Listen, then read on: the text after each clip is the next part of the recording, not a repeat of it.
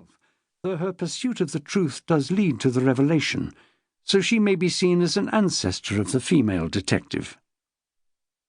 The first true literary detective, as we would recognize him, is C. Auguste Dupin, created by Edgar Allan Poe, 1809 to 1849, who appears in 3 short stories starting with The Murders in the Rue Morgue, 1841.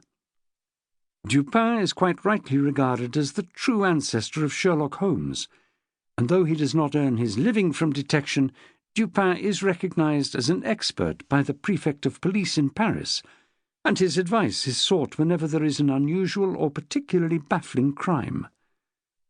Poe can justifiably be credited with creating the first modern independent detective.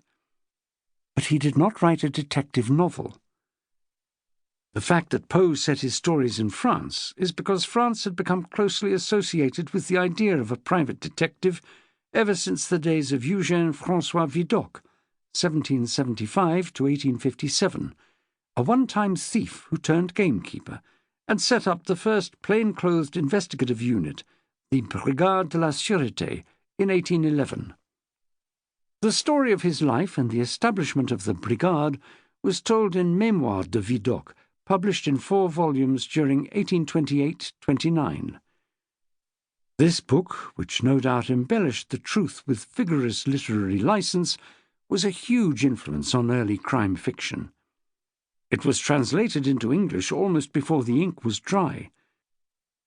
An industry erupted in the English penny dreadfuls, the French sensational literature, and the American story papers of retelling stories, mostly fabricated, from police sources. Its influence can be seen in the many casebook reminiscences that appeared in subsequent years. One of the earliest was by a forgotten British writer, William Russell, 1807 to 1877, who produced a series of stories for Chambers's Edinburgh Journal under the alias Waters, purporting to be first-person accounts of a London detective.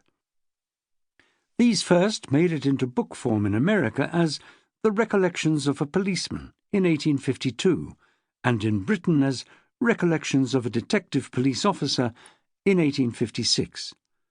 These were immensely popular, especially in America, where the image of the private detective was further enhanced by the media hype around the first private detective agency, established by Alan Pinkerton, 1819 to 1884, in 1850.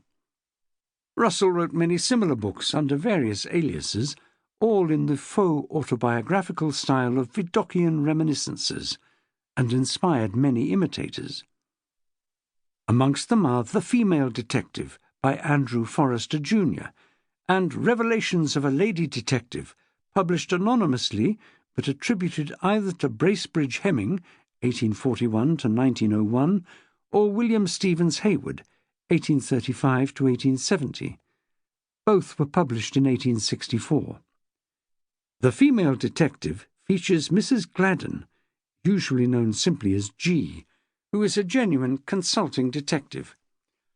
Mrs. Pascal, of Revelations of a Lady Detective, on the other hand, is employed by the London police force in order to undertake undercover work.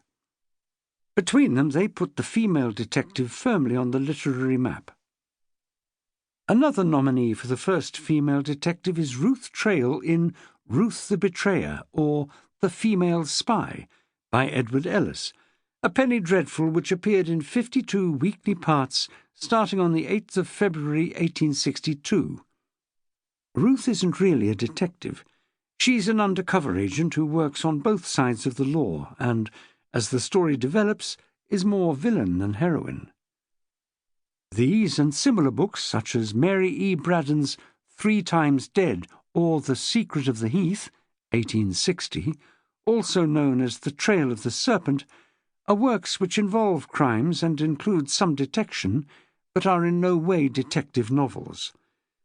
But they do show a rapidly growing interest by the public in the work of the police, primarily for the more sensational and gruesome activities.